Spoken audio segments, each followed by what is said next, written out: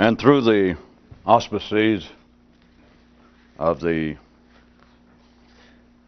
United New England Cable Network, another episode of Yankee Consciousness. And as many of you know, we are Vermont's official state cult. Our credo being, yep.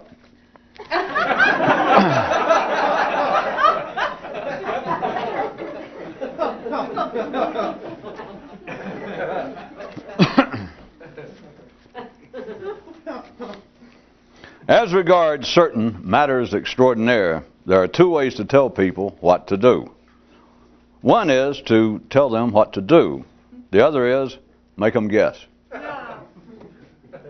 Guess which is best. The history of many a man encapsulated in the story of one obscure warrior. A certain knight, now unremembered by mythology, eventually abandoned his quest when he came to the realization that, quoting, well, damn, you slay one dragon and there's another one, and you slay it and then there's another one. He dismounted, removed his armor, and went back to being John Q. Civilian. As always around here, there is more available regarding this item if you're interested. To wit, the fact of there being an apparent never-ending succession of dragons is not, to a real knight, the annoyance. Nay, and forsooth. For a true neural warrior's worry is in keeping himself supplied with the obnoxious fire breathers.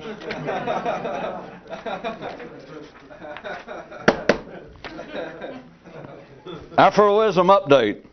Self-reference is the final refuge of a routine man. And this can't be used or repeated without my permission since I made it up. But I guess that almost brings the whole thing under the heading of an irony update. A father asked his son, which would you rather be, stupid but apparently correct, or unseen but knowledgeable? And the kid shook his finger and replied, no, you're just trying to get me to bump into one of those unexpected, embarrassing 1.5-way mirrors again. Oh, no. And a viewer said to her child, don't you be listening to that man on TV. You go on and talk about yourself all you want to. And for the sake of fair play, I must publicly admit that if your aim is simply to be sane, normal, and fashionable, then your mama, not me, is your best friend. Of course, no offense to your mama, but she sure do bear an uncanny resemblance to life, civilization, local conditions, and everyone else's neural system progenitor.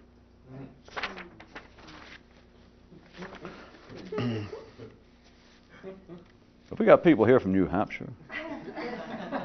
Is that the problem?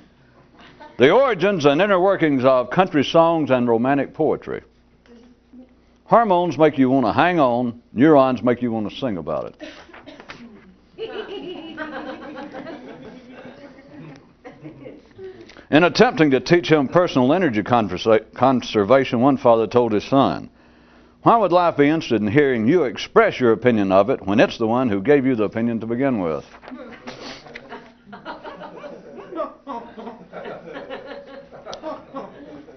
In the context of Western mythology, Adam was the world's first mystical explorer, in that he traveled afar to discover his muse, only to conclude it was back home all the time.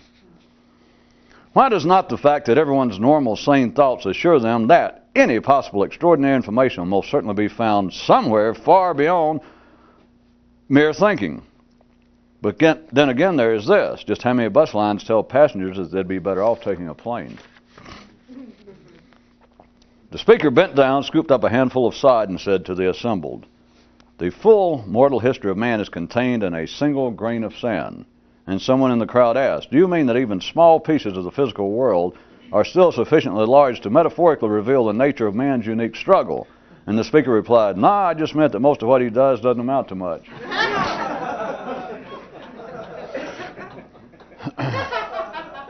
And the sound of the crashing waves suddenly increased in surprising volume, especially considering the fact that they were nowhere near a beach.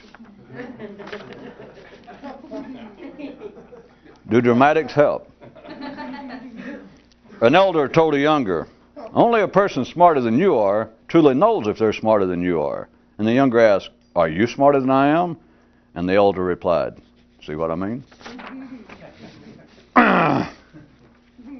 In the silent animal world, comparisons are impertinent. Only in man's intellectual one will comparisons fly. And perforce, only there will they inevitably crash and burn, taking no one with them save the present generation, which was dying anyway. One chap's private motto was, men don't have mental opinions and preferences, they have him. As I said, this was his private view, since no one else he knew cared to share it with him. Whenever an ordinary mind and its collective counterpart, civilization, wants to take a step forward, then if it is currently resting on the left foot, it will shift to the right. The difference is that when a non-routine man wishes to advance, he'll jump. That is, both feet will move.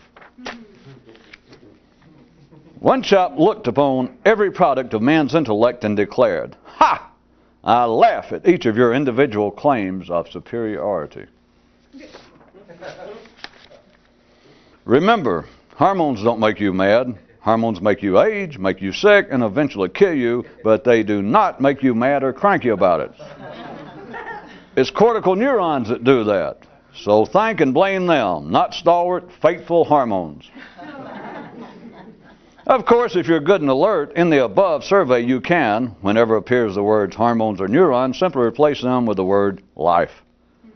Of course, rather than the original worry of not letting hormones unnecessarily make you mad, shit like this makes many otherwise intelligent people about as angry as they can get anyway. I should have warned you to listen fast to start with.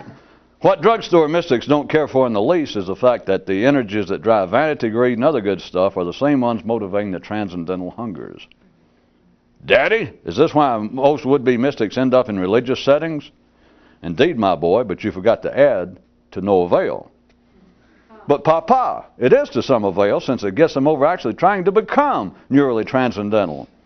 Well, bite my ass, boy. You sure got me on that one. Cheap men have preferences in their possessions, since all of them are cheap. A man with a collection of gold nuggets has no favorite rock. A more conscious man with a mind that can sing enjoys its full repertoire.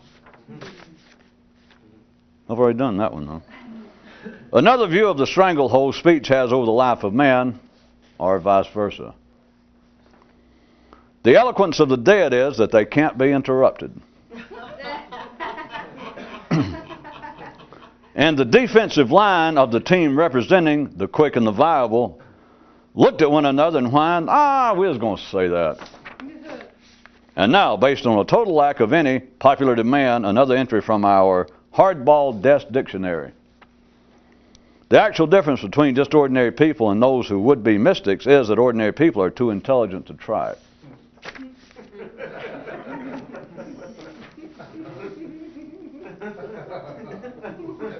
One man's potential scheme. Since all forms of criticism will keep one's consciousness tied to thought, and since it's not possible to feel critical of things you don't take seriously, why not hold on to a constant awareness of just how unseriously intended is every entertainment-based aspect of human civilization? Only a fool will laugh at hunger, but only a double one frown at fashion. Decide, no, not decide, the full spectrum. Benefits are that once you're over being angry at stamp collectors, at least the philanthropy monster can no longer frighten or hypnotize you worse than you normally are. Philately monster. A particular question and answer sequence banned in most locales. Question: why did man have to come up with the word and concept of the mind? Answer: so that by having the specific name, the mind, he'd believe that his mind was something separate from him. Quick, run for your life. I knew I shouldn't have brought this up. Here comes the propriety police. And now some news for the non-standard sportsman. Leave the chumps to their bait and tackle. The easy way to catch fish is simply teach them to say "I" and they'll drown.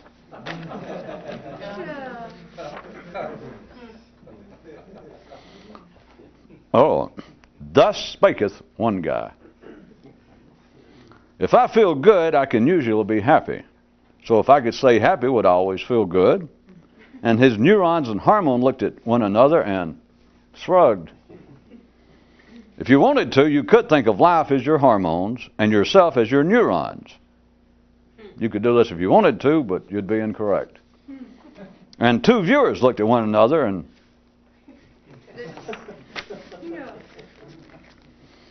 a further notation regarding the normal operations of man's mind is drawn in a poetic comparison cum parallel between sex and thinking. Even when a man's thoughts are not presently producing sperm, his mind will still get a hard-on and lead him into infertile erotic adventures. Of perhaps some passing interest, the Olympic Selection Committee for Symbolism and Mixed Pairs Metaphors has requested that I voluntarily withdraw my name from future consideration.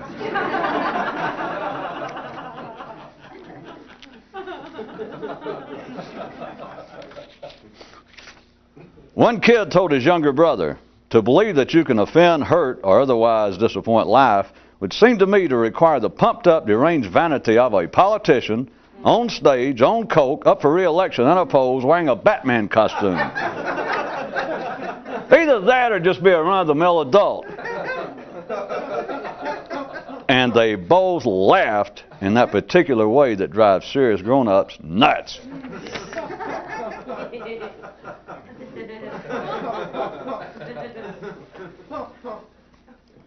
A viewer writes,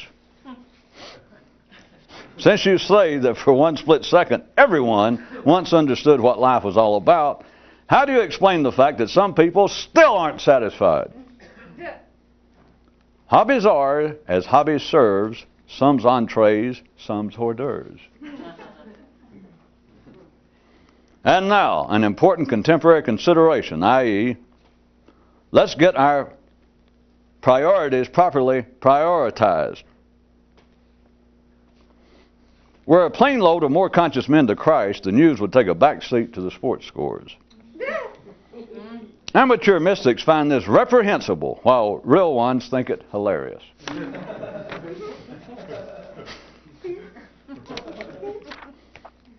Some men have a negative attitude toward life. Some a positive. A few, neither. Perceptive is spelled with a P, but not like in partisan or opinionated. It's nice to have a speller in the audience. A certain sage taught his followers certain psychological tricks, but to keep them from being misled in such matters, he fooled them by calling the tricks tricks. A certain man paused and pondered. If people knew where their thoughts actually came from, I wonder if they'd still be pleased to have them.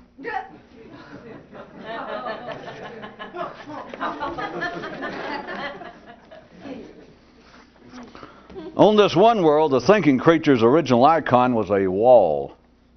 And you had your choice of either seeing it as an obstacle or a challenge. When understood vertically, myths are not about dragons to be slayed, but to be ridden.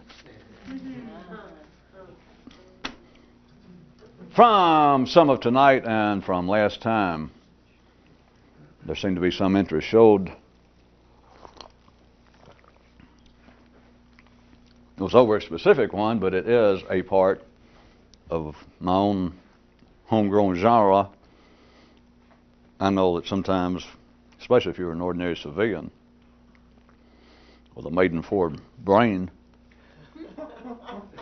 that might sound to be no more than, I don't know, some kind of sophomoric, iconoclastic non sequiturs. But at any rate, last time was one that said, the heart of it was that the purpose of chapped lips is to drink turpentine. Which several people seem to have got the willies from that, but I'm going to tell you the truth. I watered it down. The original version was paint thinner.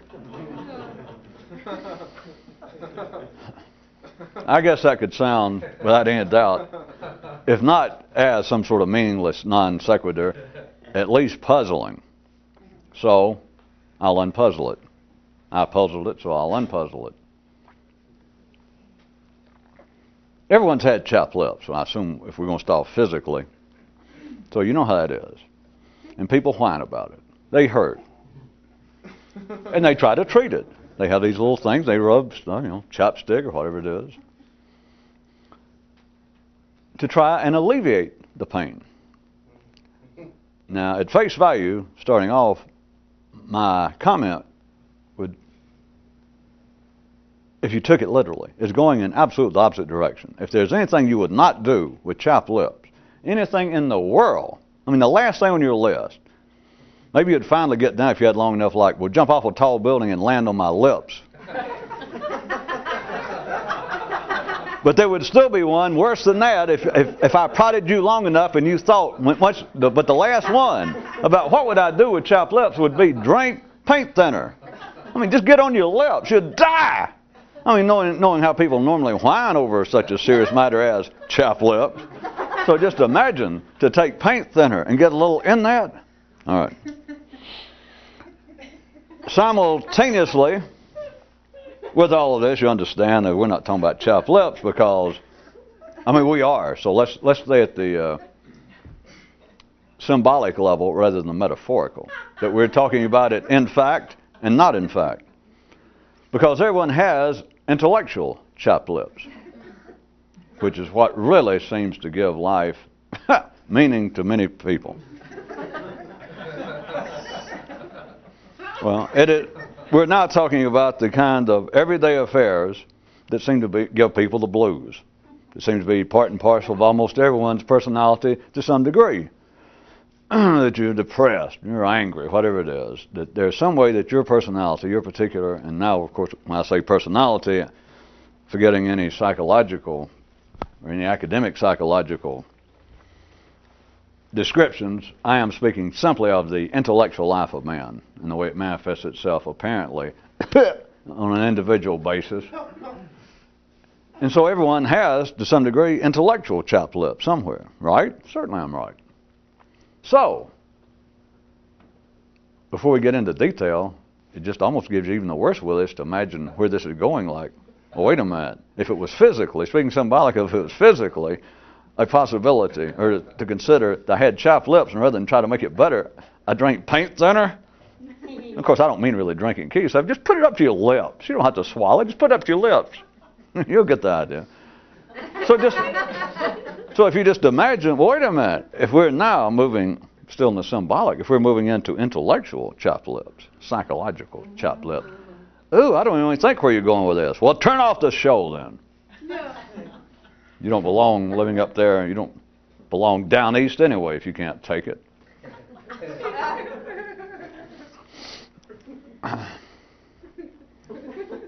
There was one tonight also that we've covered many times, but it had to do with the fact that when ordinary people believe, individually and collectively, but when ordinary people believe that they are trying to make some kind of personal advancement, trying to improve themselves, their psychological makeup, their attitude in life, then it is a quite specific matter that if they find themselves apparently resting on their left foot or their right foot, then to go forward they're going to what? Shift the weight.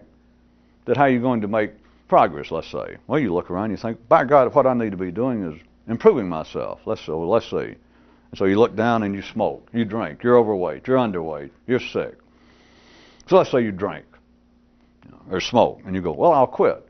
So you're on one foot. Or you say, I got a horrible attitude toward people of the opposite sex, or I've got a horrible attitude toward my fellow man in general. So there's where I'll work on. I'll do this. That's only reasonable. Now there is all the way from religion to so-called self-help, psychological self-improvement, etc.,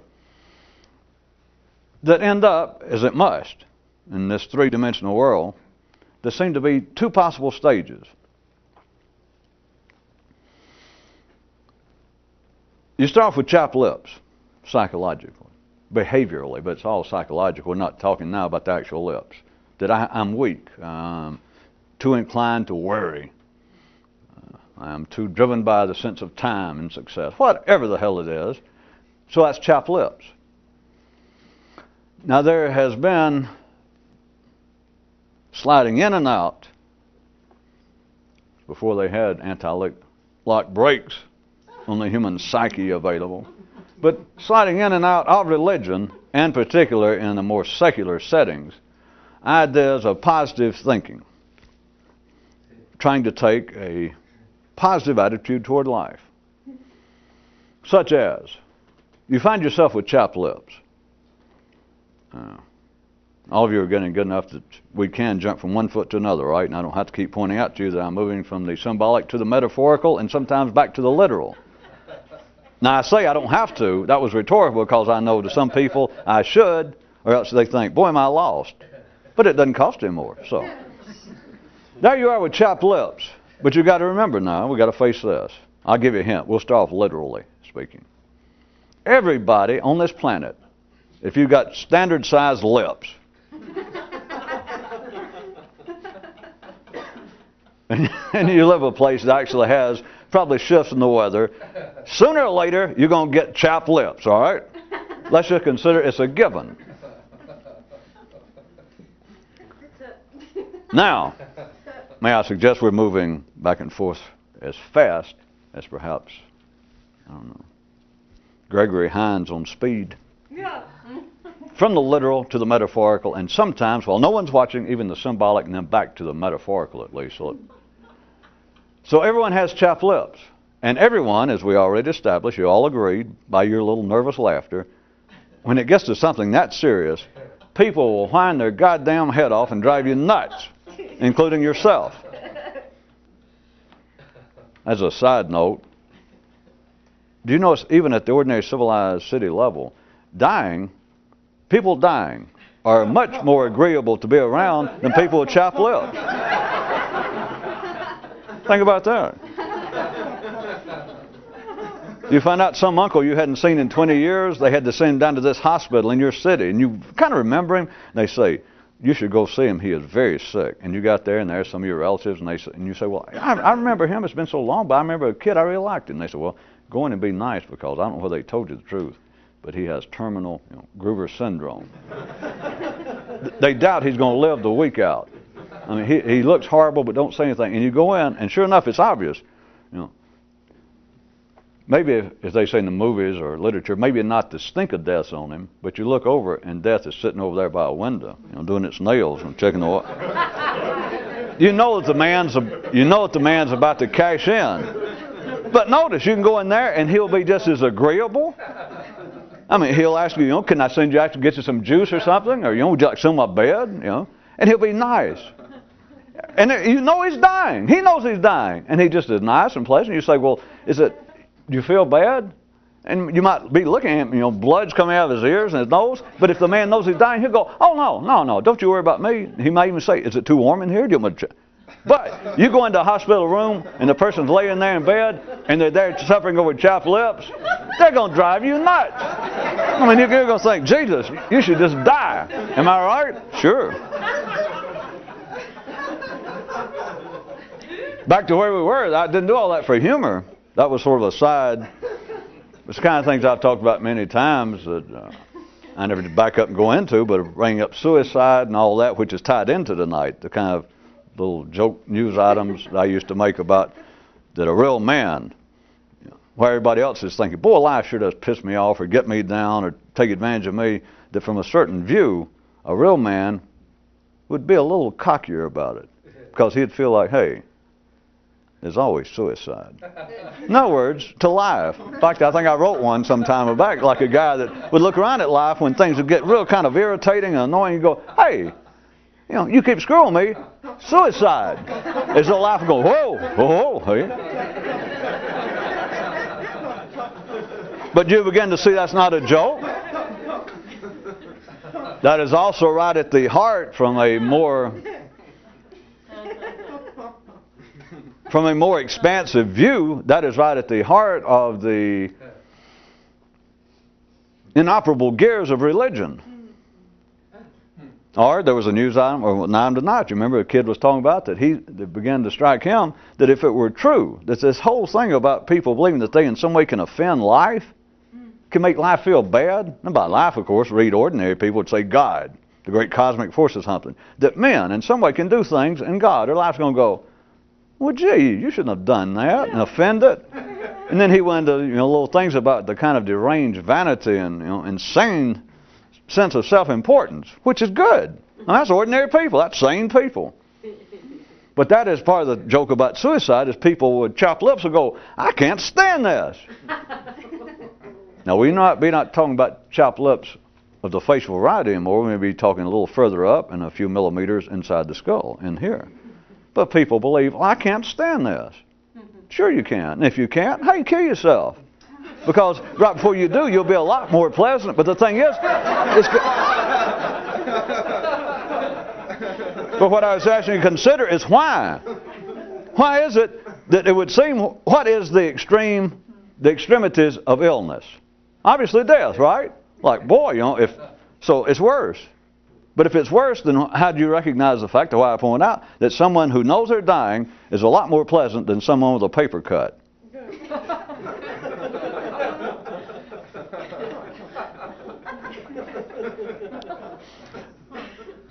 Back to the chapped lips, and I was going to give you this kind of continuing attitude, which was also in one of the items tonight, that said that some people have a negative attitude toward life, some are positive, a few neither.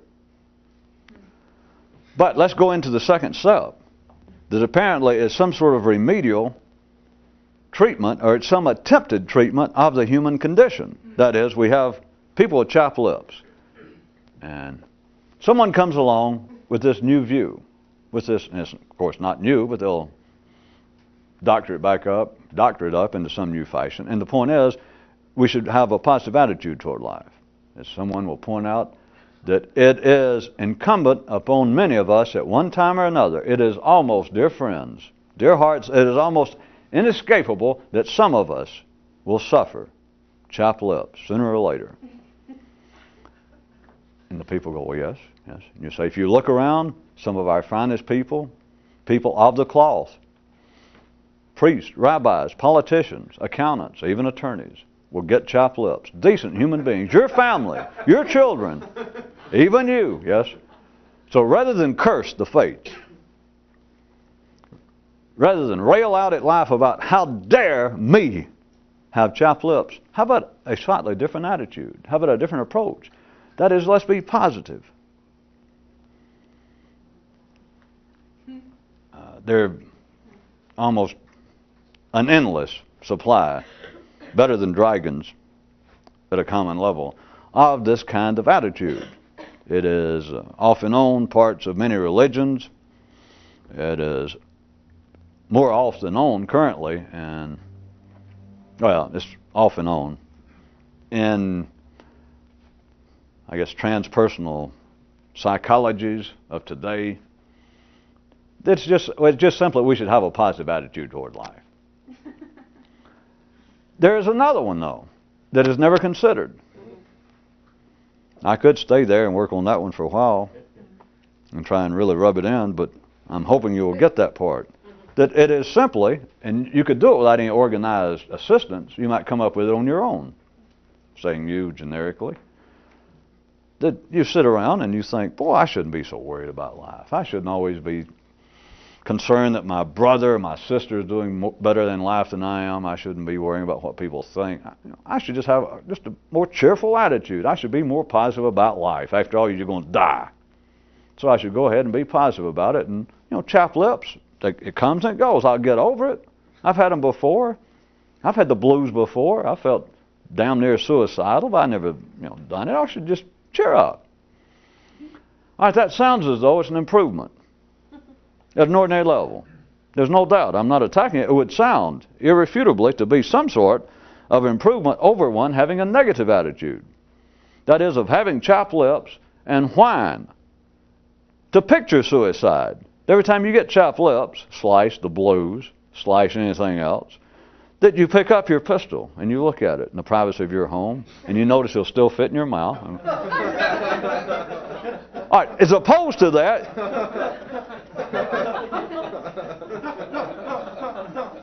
I don't think we should go into that any further.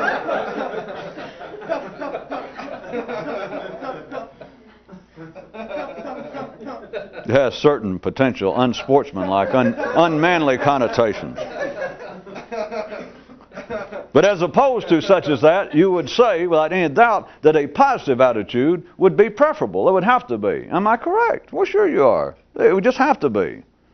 To try and not whine and complain over that which you can't help. And you cannot help chapped lips. That's why I picked it out in my devilish manner. There are all kinds of things you can prevent, apparently. You can prevent the measles with the right kind of inoculation. Or the mumps, thank God.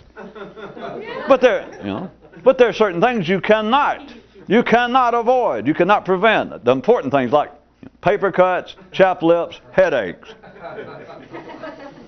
So I picked out the very thing that you can't help. So you would have to look at it as being a fait accompli. If you're alive, then sooner or later, here comes chapped lips.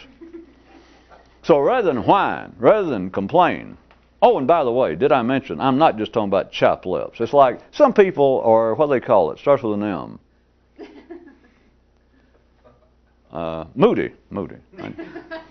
Some people get in, I don't know. What is it moody people get in? Moods. They get in kind of moods. They go, I feel kind of depressed this morning. I don't know. So for that sort of person now, that would be as inevitable. And I'm not saying that sort of person, everybody. I got news for you. Norman Vincent Peale used to sit on the side of his bed every morning and go, God damn, am I going to have to get up again? That kind of thing. Of course, he doesn't anymore, now I think about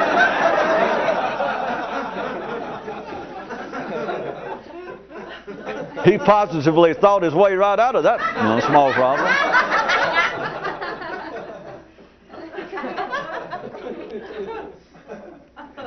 Of course, really got off the side, was back 60 or 70 years ago, was a Frenchman whose name I can't remember, who was popular for a while. He was like the earlier version of Norman Vincent Peale. His was, you're supposed to look in the mirror every day and go, more and more every day, I'm getting better in every way. But nobody seemed to enjoy the fact, in a sense, there was a Frenchman that came up with that. Which from a certain view, if you first heard it and you thought, I like that, I'll adopt that as a good attitude, and then if you heard it was a Frenchman, you go,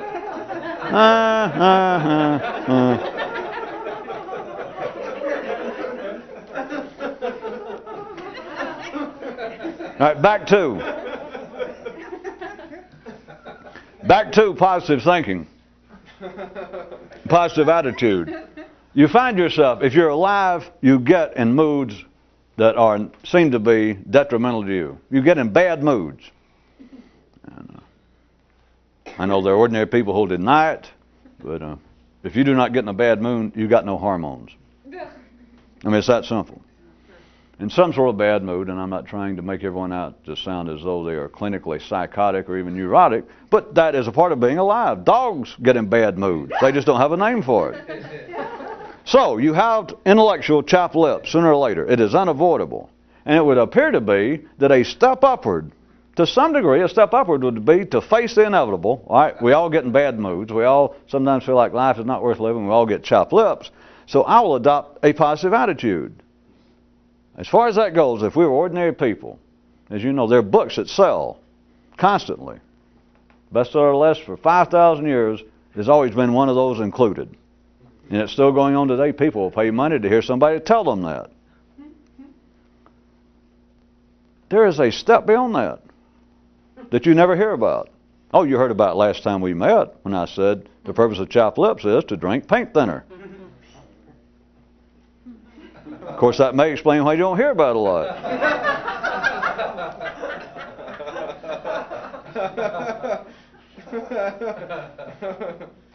Being the obliquity lovers that we are, don't, just because you majored in English, don't write me. Before we meet this head on, how about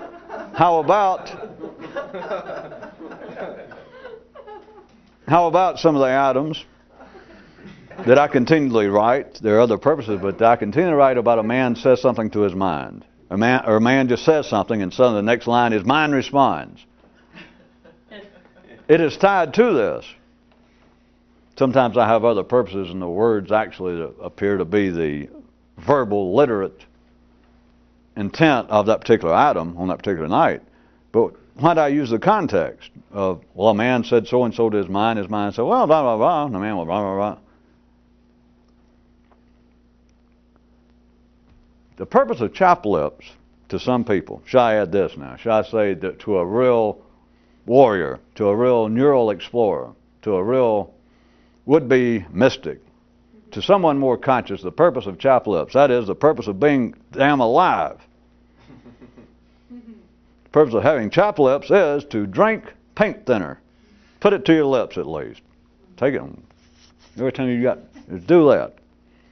That is, it is not sequential and is not in any rational, from a civilized view. From an ordinary view, it's not any sort of rational sequence, but that is the next step beyond Norman Vincent Peale and those fancy French positive thinking people. Because see, if you're going to worry about chopped lips, we can say, well, that's kind of routine. That's kind of ordinary, and you've all laughed, you've all responded, you understand, yeah, you can just get your whole life messed up or your whole day ruined because you got a paper cut or your hair is kind of out of place. You got a bad hairdo. It's like, you know, why, you're right, that's silly. We should just, you know, put on a happy face and like we're Liza Minnelli on stage and have a positive attitude. By God, that's it. It's okay, but there's one better. You got it's a bad hair day? How about this? Set it on fire.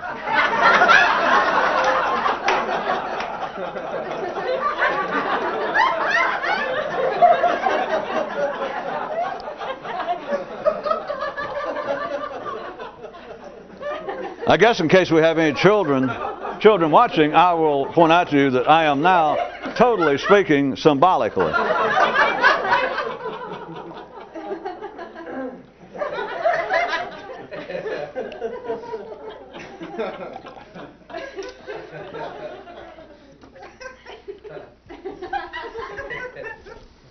The opening item tonight said that there are two ways that you could try, if you were trying to talk about matters extraordinary, which this is extraordinary. This is out of the ordinary, you got to admit.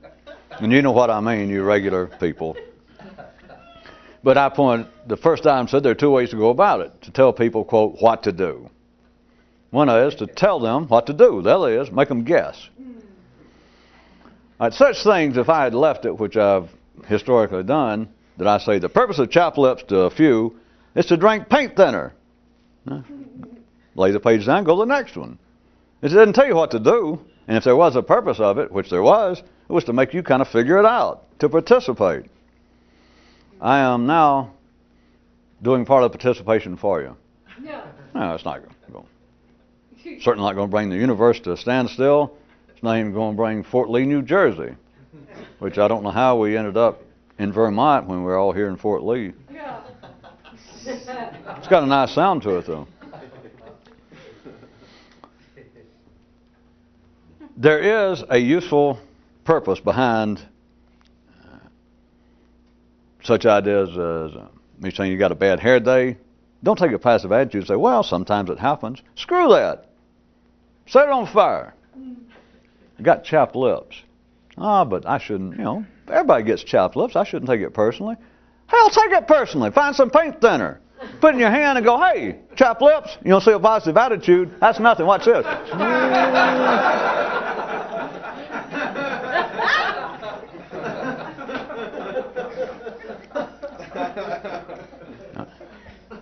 I know as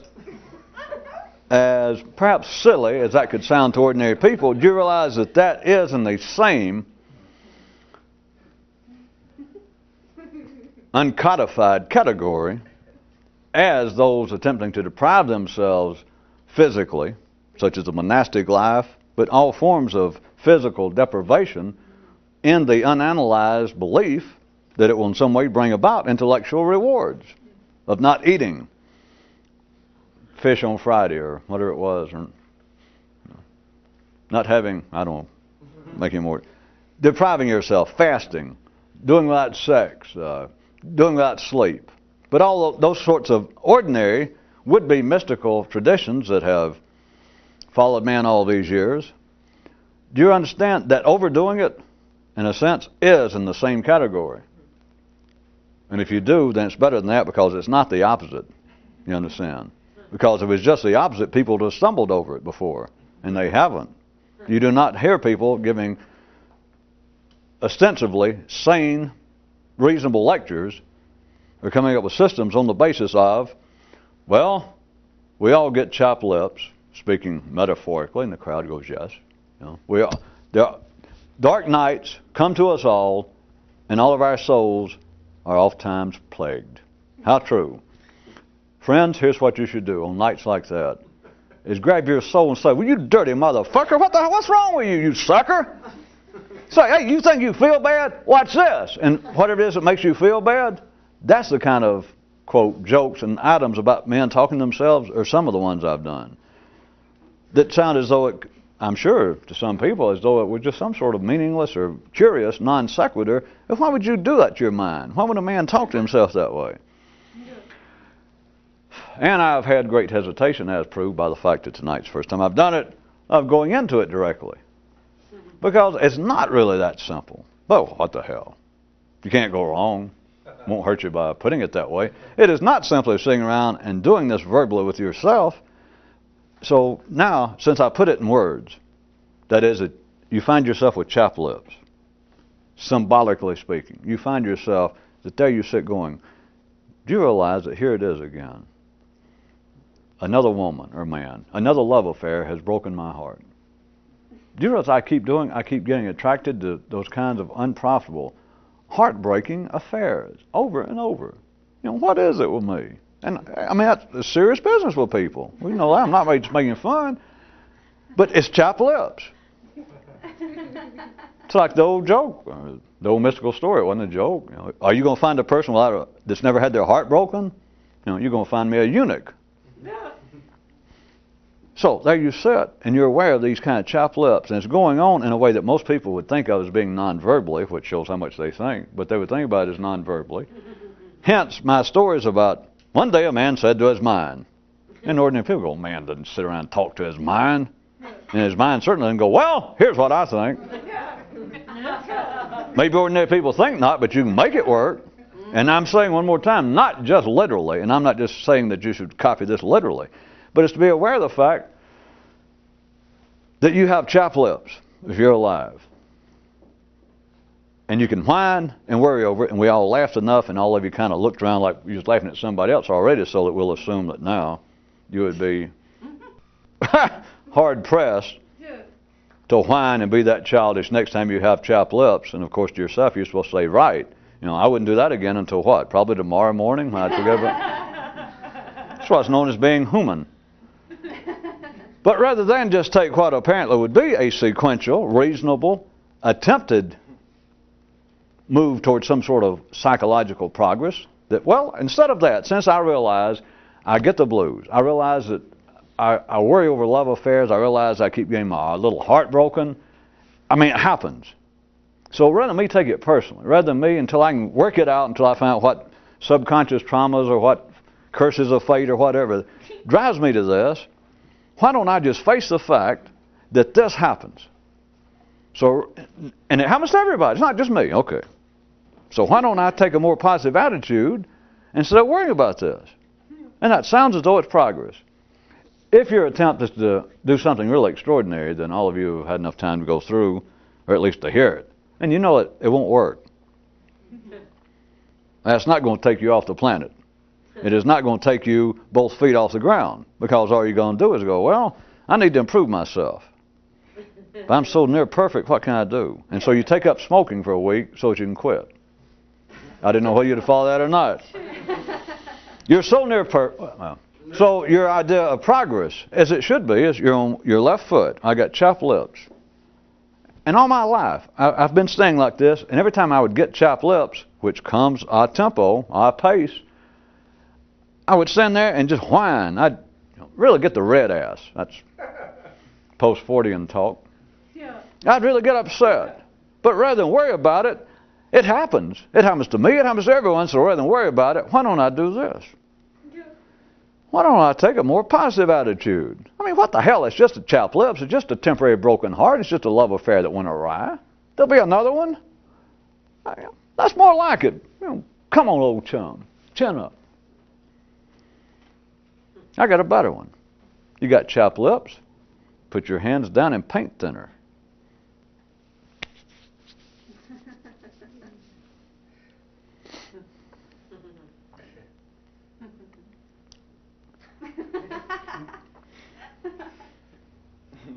That should have been the climax, but no, it shouldn't. I was going to do you one more because there is no good climax to that one. I mean, that was it. But if you'd been good, you heard the climax to it approximately 45 minutes ago. There is going on now in a accelerated manner, it might seem, a kind of third-personing ourselves, if we're ordinary, third-personing ourselves into progress. Third-personing ourselves a step forward. Ordinary people.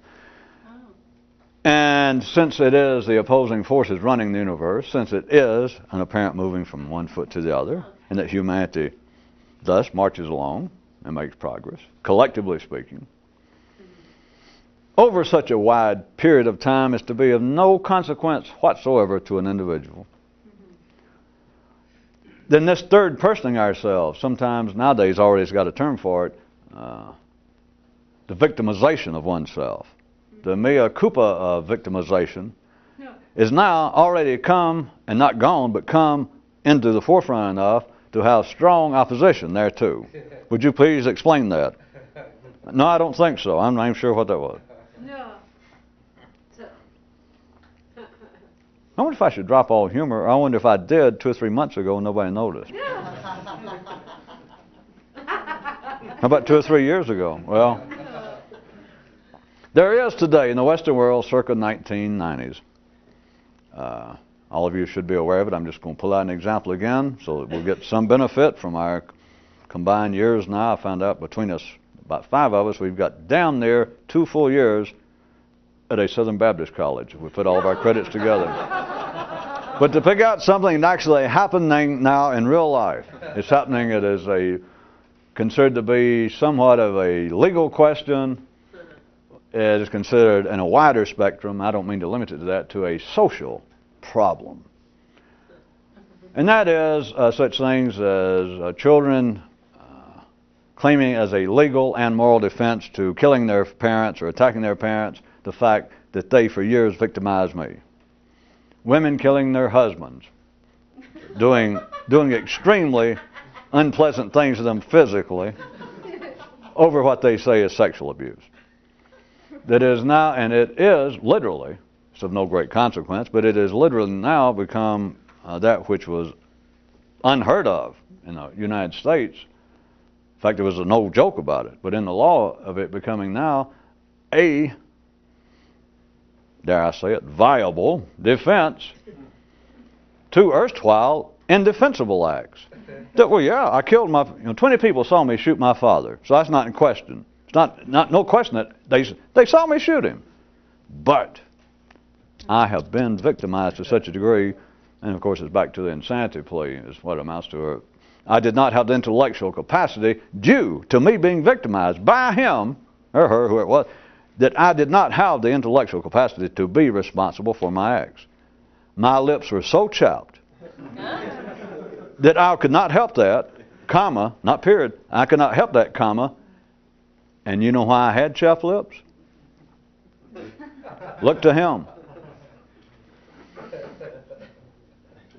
That not only has reached a point of being usable, operationally successful in a courtroom, but has now reached the point of being such a part of the social fabric that even people, that all the talk shows, the afternoon talk shows, is a constant theme. And it now has strong social opposition, intellectual criticism that, wait a minute, we have gone too far. Now no one's responsible. This is, by the way, to varying degrees, it is nothing new that you can find the same things 3,000 years ago in Greece, but that's not the point. It is accelerated. It now has a better market value. It is now in wider currency. So much so that it has strong opposition, and it's growing daily, which shows how healthy it is what we're getting at.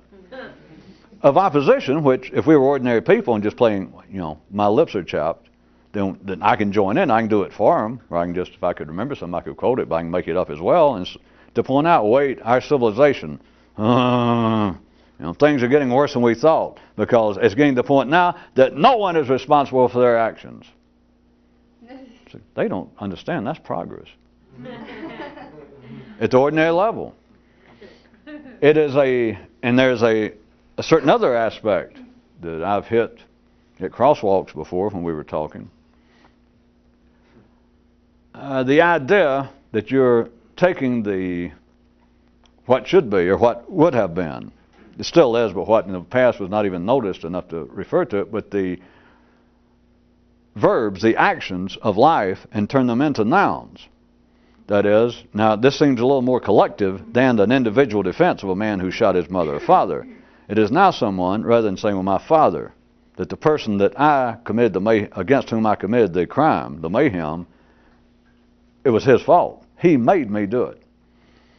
Then there's another one that's not all that new, but again, it is the intensity of it, the specificity of it has increased and is more workable, and that is society in general again. Or they will even say our neighborhood. One man will stand up and he say, our neighborhood, we need help over here because our neighborhood is being absolutely victimized. A whole generation of us here, we are being absolutely vandalized, victimized by poverty, drugs, unemployment. And it all, you're just used to hearing it. You realize you are third-personing people. Because there's no such thing as drugs. There's no such thing as violence. Oh, I know you say there are such things, but they're not such things. I mean, you look out on the street and you don't see violence. You see people committing violence. Yeah, but wait a minute. You understand it's the same thing as you are third-personed yourself. The common criticism now is people are becoming professional victims and no one's responsible. Did I lay on that enough?